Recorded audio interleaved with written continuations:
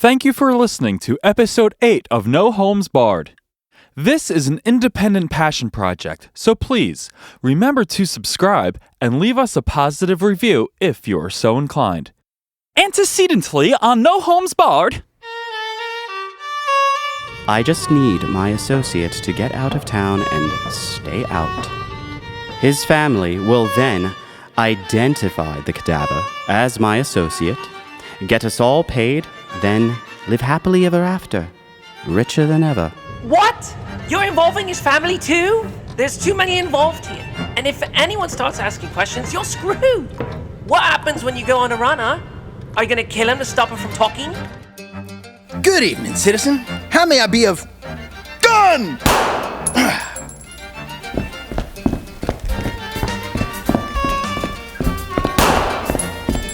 Mayor Harrison! Mayor Harrison, wake up! He died angry. Go. He can't have gone far. Get Patrick Prendergast! Now, I'll tell you something. Don't you dare stiff me. I think you're well aware by now of the things I will do to collect payment. I would never dream of stiffing you. And now for our featured presentation.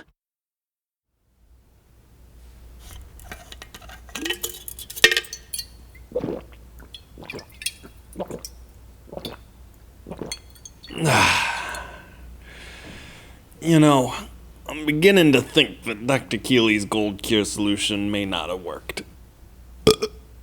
Astute observation. Ass. Toot. Here's another spot-on assessment. I need to rely on my employees, Pitezel. Sir? You were quite casual when you carried a box containing precious material. I specifically said to be careful with it when you hauled it to Mr. Chappelle's carriage. Right, but why did you have to yell at me from the window? Because you stood the cargo upright. It easily could have fallen over, or worse, open for the world to see. And if it did, why is that such a bad thing? What's even in there? What's in there is an old adage that warns employees about asking too many questions. Well, if you don't explain my mistake to me, then I'll only make it again. I already... Benjamin, do you remember our little plan? About the life insurance. How could I forget? You want me to uproot my entire family and change my name? You could forget because of the Keeley cure that causes memory loss, or perhaps from the flagon of moonshine you just downed. Either way, you're wrong. What do you mean? What I mean is that you're framing this all wrong. The purpose of this plan is to have your family living affluently and in comfort. But that only happens if you stop questioning every order I give. Everything else about our plan is only semantics. So perish the thought. Yeah, well, you've employed me for a while now, so if you really wanted us to be affluenza, it probably would be by now. Repeat the part about what it is that I allegedly want. All right. Look, you're a con, Mr. Holmes, and I suspect that whatever was in that box I carried would only prove my point. Oh, you'd like specifics then. You want to tell me specifics about a plan that isn't even going to happen? No, I think I'll pass. Sure. Do what you will, then, and just stay nice and oblivious. Well, you don't really inspire much confidence after stringing me along, asking so much of me and then offering no specifics. I'm glad you made sure to tell me that, Benjamin. Inspiration is a funny thing. Oh, good. Another lecture. Let me just get myself comfortable. Please do. As I was saying, inspiration is a fickle mistress. Like Mother Nature, you can pray for rain and it may never come. And at some point you realize it may still come, but not in time. So you take matters into your own hands. You adapt. You harvest rainwater and groundwater. Perhaps you see if you can exchange your own resources with those in littoral regions. Or you commit felony insurance fraud and then pack up your friend's family and move them westerly. Oh, but no, Benjamin. Haven't you already shown that going anywhere is too much for your bird brain to handle? Keeley's clinic in Dwight was too far. So were our various travels to Colorado, Missouri, Texas, and Illinois. The western United States would be too far for your family, too. But there's just one thing I can't comprehend, Benjamin. Why the hesitation? It doesn't matter where you are or why you're there if all you plan to do is drink yourself to death. You got me. Yes, Holmes, that basically is my plan.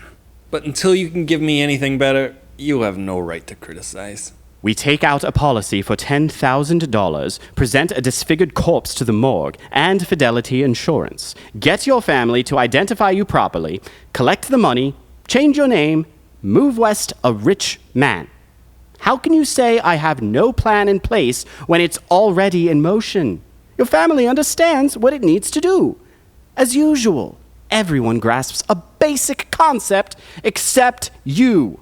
If it's so brilliant, why haven't you done this before? Who says I haven't? Your reluctance to do the damn thing already. You don't have any reason to be here either, Holmes. The second the fair ends, no one's going to flock to Englewood, USA, your shoddyocracy of a hotel. Yet, here you are, meticulously plotting away to do absolutely nothing. Tying up loose ends. With knots that Captain Hook could tie better. Right, of course. Tell me, does this rag smell like chloroform to you? Wait, are you...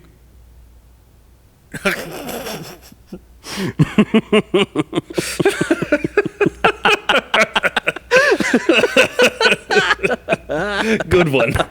There's no way I'm falling for that one again. I might have had you going if you were more drunk, but hey, maybe Keeley's treatment helped after all.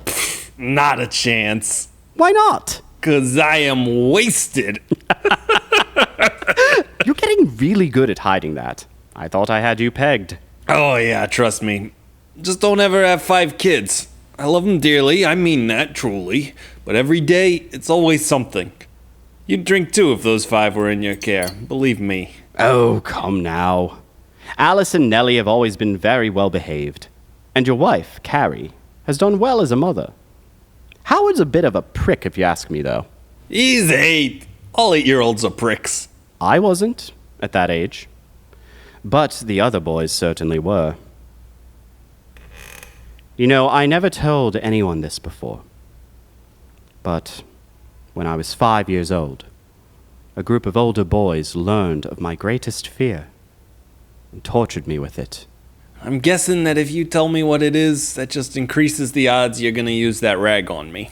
You'll never believe this, but I was petrified of the doctor's office.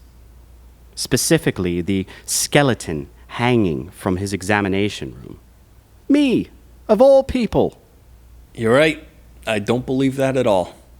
They dragged me by force and made me sit there. But the more I examined, the more transfixed I became. All of the mechanics of the human body in front of me, plain as day. They were merely parts, cogs in a machine. And then I realized that fear of anything only has power when we do not examine why we are afraid. My 8-year-old might think that's deep, but not my 11-year-old.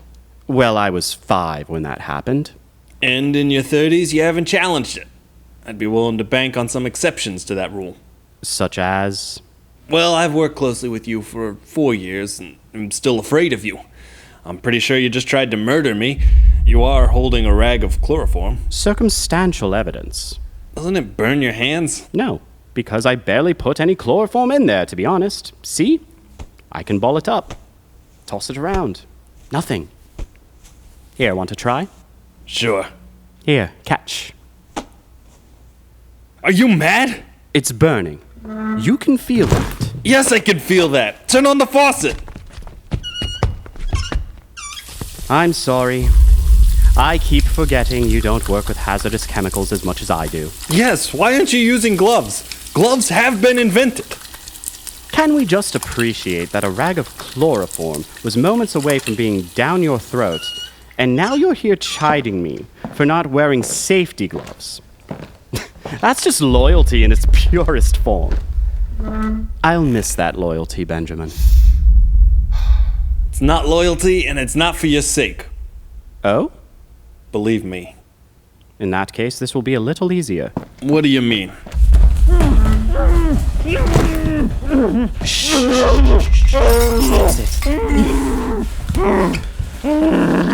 That's it. Take it easy on yourself. Lay down. That's it. Shh. That's it.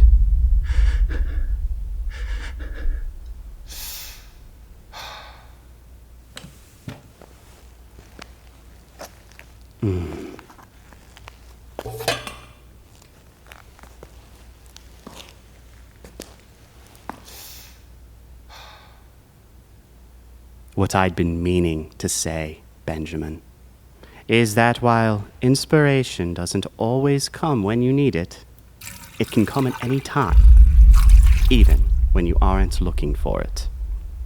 For example, in a Missouri jail, why find your identical corpse when you've already outlived your usefulness? Good night, Benjamin. I suppose you won't die a rich man. If it's any consolation, you've always been good at chewing the rag, so to speak.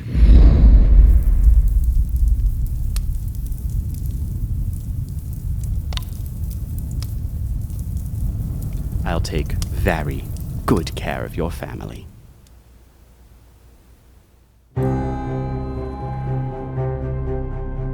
Come with me, if you will. I could not help the fact that I was a murderer, no more than the poet can help the inspiration to song, nor the ambition of an intellectual man to be great. I was born with the evil one, standing as my sponsor beside the bed where I was ushered into the world, and he has been with me ever since. No Holmes Barred.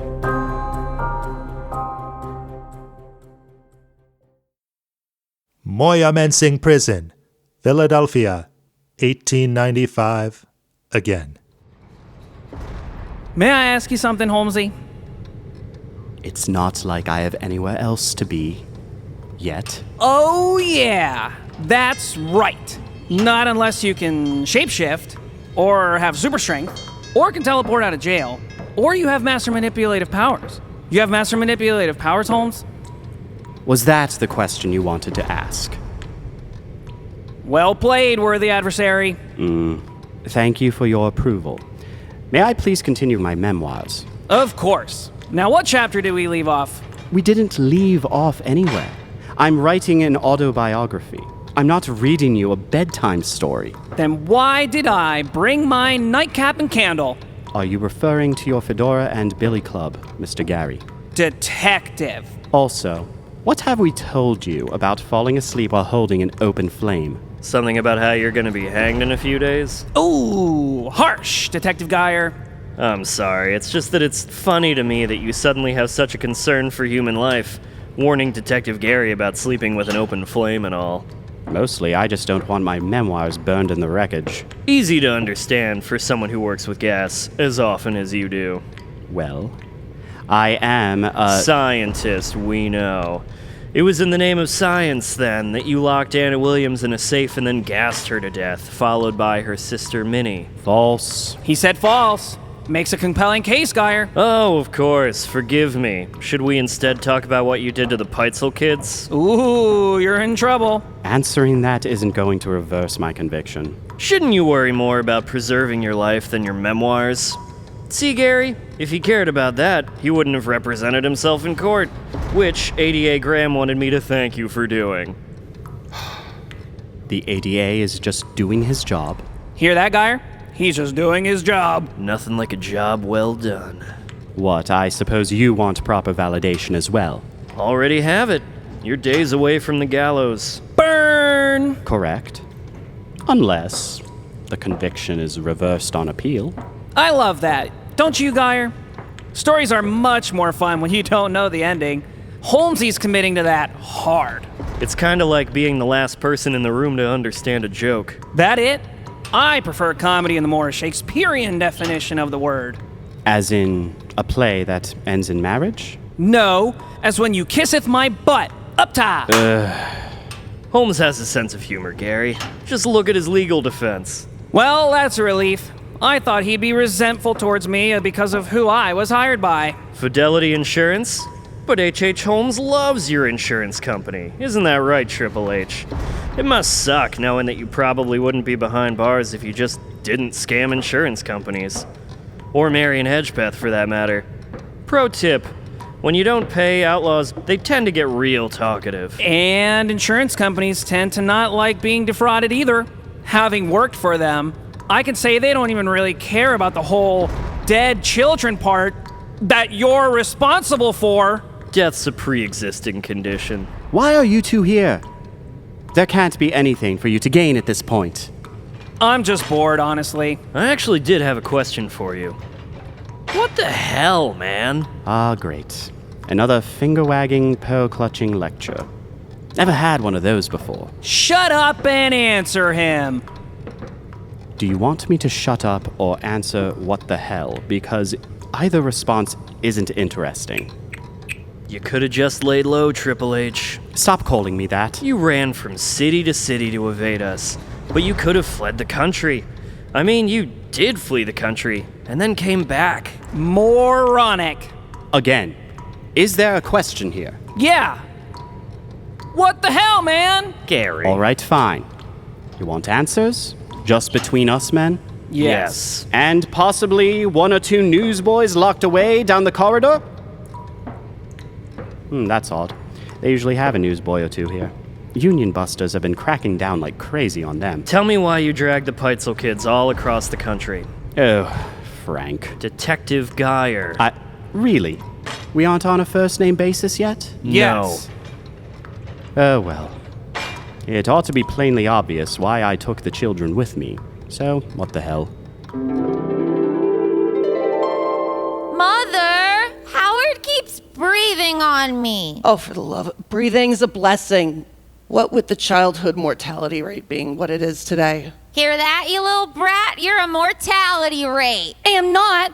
They don't even track that yet. Maybe. I don't know what that is. Good news, everyone. Remember our little plan? Well, turns out it's time to leave. Come on, then. A new life awaits. The family knew about my and Benjamin's scheme, and it really couldn't have happened without them. As far as they were concerned, Benjamin's death would be faked with a look-alike cadaver and disfigured with burns. Carrie, his wife, would then identify the body, and then we'd split the money. What? Today? We haven't even packed. I thought of that already. Not to worry. Here, have some gifts for you and the children. They're all in this trunk. Why does this trunk have the name Minnie Williams inscribed on it? What? It does? Why, Minnie Williams is my cousin. She doesn't need these clothes anymore, so I assume you can keep what fits you and simply repurpose the fabric of what doesn't and make some clothes for the children. Surprise! Good heavens, are those really all for us? Mother, Howard keeps snatching all the feather boas. I'm gonna be a belly dancer like they had in the World Fair. You don't need 8 of them for that. Yes, I do. I just don't understand. Why do we have to leave right now? Because if we don't, about 24 creditors will demand a pound of my flesh each. Will you two just share already? I'm gonna go next door and show my new feather boas to Mr. Fettuccine. I meant, Carrie, that the look-alike corpse has been procured, and the time has come for his family to identify the body. These cadavers don't stay fresh for long, believe me. But I can't do that right now. I'm sick. And where is that husband of mine? Where is my Benjamin? You needn't worry. He's exactly where I planned for him to be. This was true. I had planned for him to be burned and disfigured and awaiting identification on a slab. As far as his family was concerned, Benjamin was safely in England under a pseudonym. That part, however, was not true. We've got to get you down to the coroner's office. I simply can't. I am in no condition to travel. Why couldn't you just check with me first? I do apologize for the opacity, Carrie. This must be an impossible position for you, but we have to act now. Time is of the essence. Time is of the essence. Time is of the essence. Out, Eiffel, Eiffel. Out, Eiffel, Eiffel. Come here, dirt boy. What if Alice identified the body instead? Mother, Well, I don't want to go to the coroner. This was never discussed. well, you are 15 years old, dearie. It's long past due for you to have seen a dead body. I'm sorry. Are you under the impression that your opinion is at all valuable to me? Alice! Heavens. I understand, darling. I can barely fathom having to ask this of you. It will likely be very tasteful, Alice.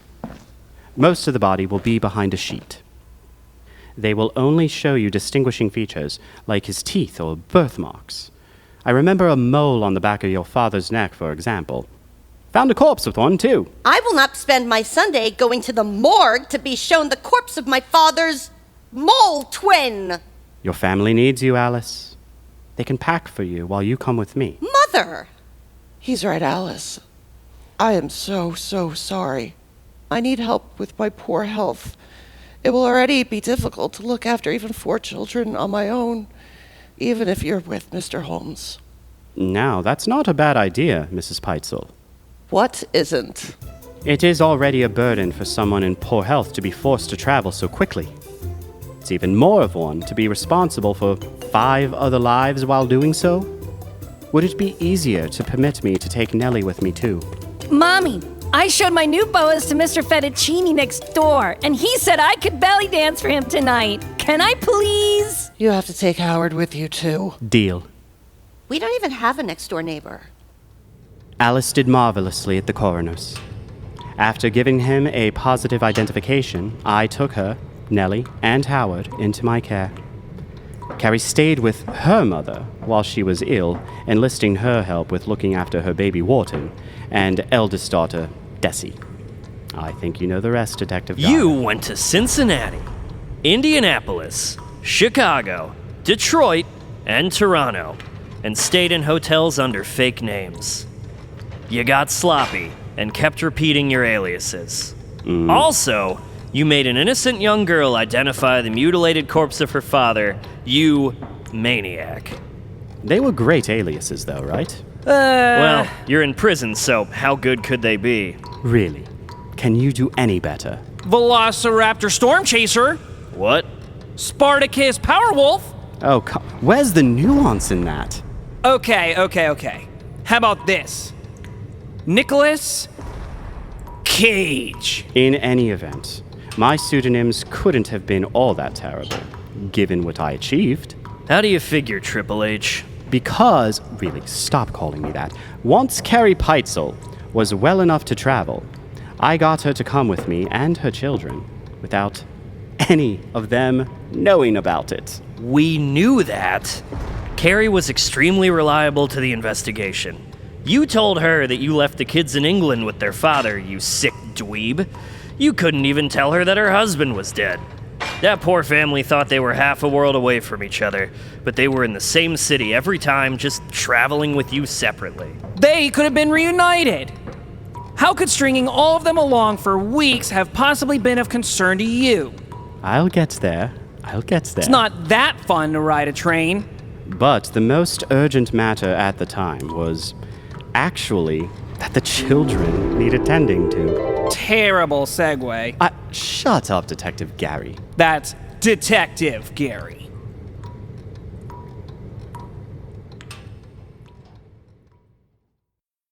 Chicago Police Department, October 1893. That's 2 years before the scene you just listened to, for those of you paying attention.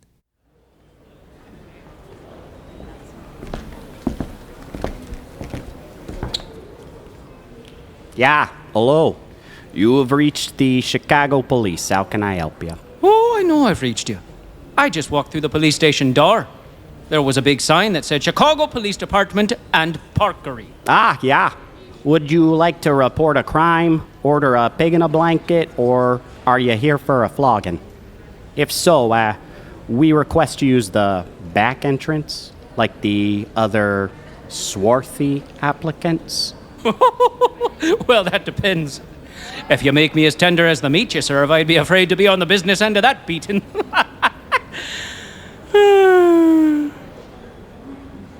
But seriously, I did just kill the mayor. Oh, what's that? Mm-hmm. Here's the gun I used, in fact. If you need to lock me up, I completely understand. It appears to have been fired recently. And there are still 2 bullets in here. You brought a loaded gun to a police station? I did. 2 shots into the mayor, 1 into the wind while I was being chased, and 1 chamber that was always empty, so I wouldn't accidentally shoot myself. Okay. I'm sorry. You shot the mayor, you say? Aye, indeed. Well, is he okay? No. He's definitely dead. Okay. We will look into that. Sure thing. I'll wait right over here. Mind if I sit?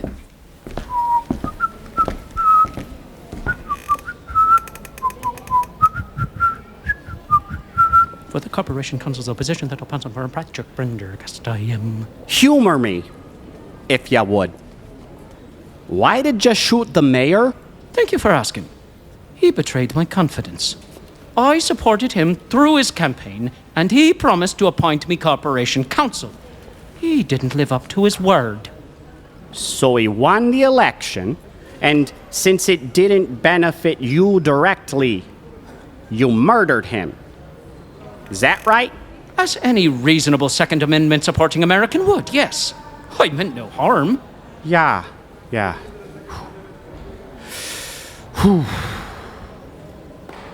Okay. Let me just show you to your cell. Magnificent. What happens now? You're gonna have to come with me. If you want... Want to live? Were you gonna say, come with me if you want to live? What? Why would I say that? No, you're definitely getting hanged for this. Aww.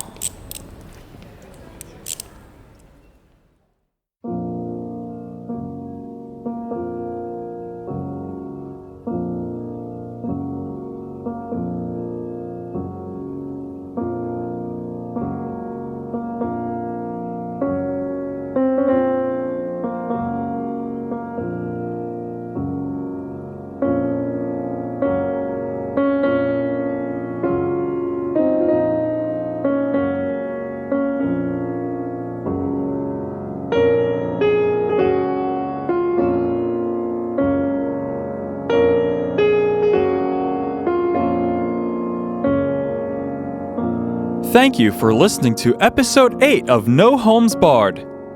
This is an independent passion project, so please remember to subscribe and leave us a positive review if you are so inclined.